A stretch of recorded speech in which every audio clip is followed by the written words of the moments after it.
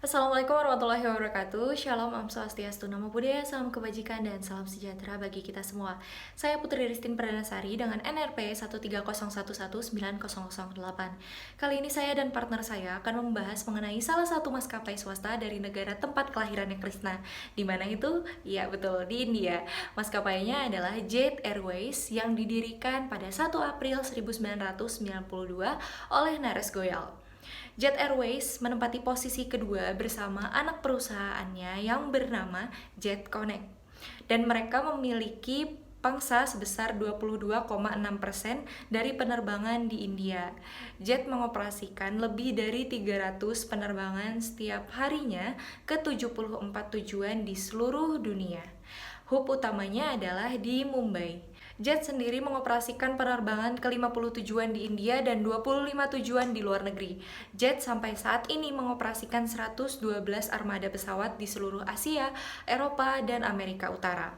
Jet memiliki EBITDA yang tinggi. Apa sih EBITDA itu? EBITDA adalah penghasilan yang belum termasuk dari beban biaya non-tunai dan juga pajak ataupun bunga.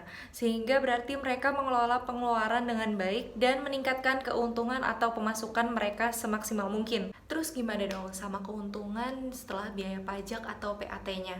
Jet memiliki PAT tertinggi karena memiliki margin yang sangat rendah hutang dalam modal mereka. Jadi mereka membayar lebih sedikit bunga.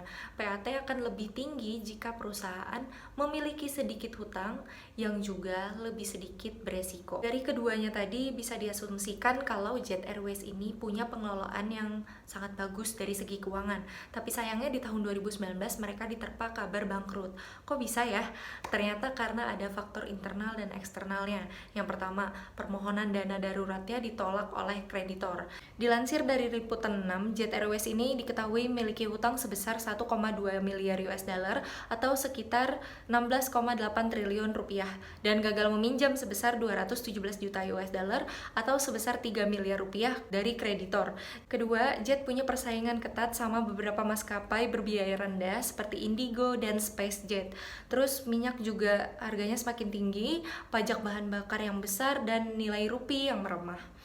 Belum lagi dua bank milik pemerintah India juga menolak memberi pinjaman senilai 4 miliar rupiah atau setara dengan 809 miliar rupiah kepada Jet dengan alasan nggak mau ambil resiko.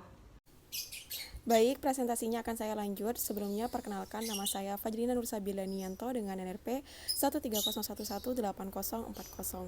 Di sini saya akan menjelaskan tentang analisis situasi dan analisis strategi.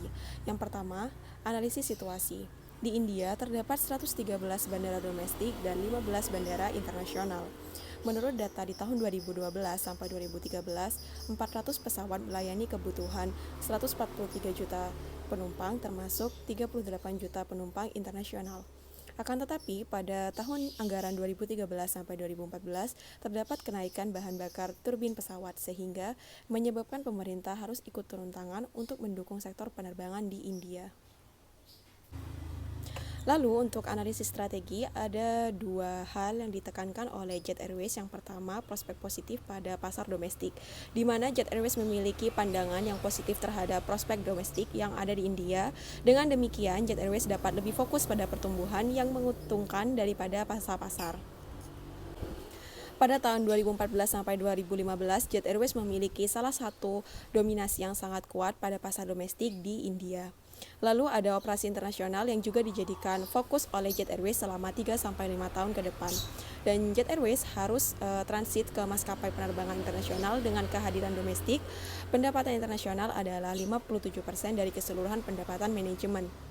Tercatat bahwa 40 juta lalu lintas penumpang internasional ke India atau sebaliknya dan 70% ke barat, dan Jet Airways memiliki hubungan di Abu Dhabi yang memfokuskan pada rute keuntungan. Nah, lalu pada tahun 2019 Jet Airways dinyatakan mengalami kebangkrutan karena banyaknya hutang. Lalu di sini ada sejumlah kalangan menyebut runtuhnya Jet Airways ini juga merupakan salah dari Perdana Menteri India, yaitu Narendra Modi. Juru bicara Kongres India, Sanjay Jha, mengatakan bangkrutnya Jet Airways karena pemerintahan Modi tak mampu untuk menjaga stabilitas ekonomi di India. Dia mengungkapkan pemerintahan Modi tidak mampu menjaga kestabilan ekonomi dari tekanan ekonomi global dan turunnya harga minyak. Juru bicara ekonomi pemerintah Modi, yaitu Gopal Krishna Agarwal, menjelaskan masalah Jet Airways terjadi karena murni manajemen perusahaan, bukan kesalahan pemerintah. Lalu ada beberapa upaya yang dilakukan untuk meminimalisir kerugian oleh Jet Airways. Jet Airways. Yang pertama ada pilot pesawat Kapten Asim Valiani meminta Perdana Menteri Narendra Modi untuk turun tangan mengurus kasus ini. Modi juga sempat meminta bank-bank milik pemerintah untuk membantu menyelamatkan Jet Airways. Hal ini dilakukan agar maskapai besar Jet Airways tidak bangkrut dan ribuan karyawan tak kehilangan pekerjaannya atau menjadi pengangguran. Lalu yang kedua, karena maskapai ini tetap mencoba yakin untuk melanjutkan operasionalnya, maka Jet Airways melakukan pendekatan pada para investor. Nah, para investor ini dikabarkan sudah diundang untuk membahas hal ini. Di antaranya perusahaan ekuitas swasta TPG Capital dan Indigo Partners, lalu pendanaan investasi dan infrastruktur nasional India, serta Etihad Airways. Nah, Etihad Airways ini sebelumnya sudah memiliki saham di Jet Airways, yaitu memiliki 20% saham senilai 2.058 crore rupiah atau jika dirupiahkan senilai dengan 4.239.480 juta di tahun 2013 dan 2014. Nah, kesepakatan Jet Etihad ini membawa sinergi biaya dalam akuisisi armada, pemeliharaan, peluang pembelian bersama untuk bahan bakar, suku cadang, perlengkapan, dan lain-lain.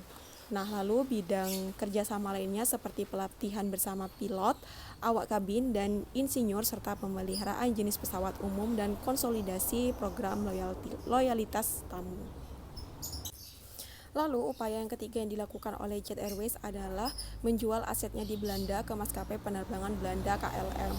Pada tanggal 16 Januari 2020, pihak Jet Airways mengatakan jika kesepakatan itu diselesaikan, hanya akan melibatkan penjualan sebagian besar dari bisnis perusahaan dan tidak terdampak pada porsi kepemilikan saham. Jet Airways juga tak merinci aset yang dimiliki perusahaan di Belanda. KLM adalah bagian dari Air France dan KLM pernah menjadi mitra codeshare dengan maskapai Jet Airways. Setelah Jet Airways bangkrut, KLM menambah frekuensi penerbangan ke India.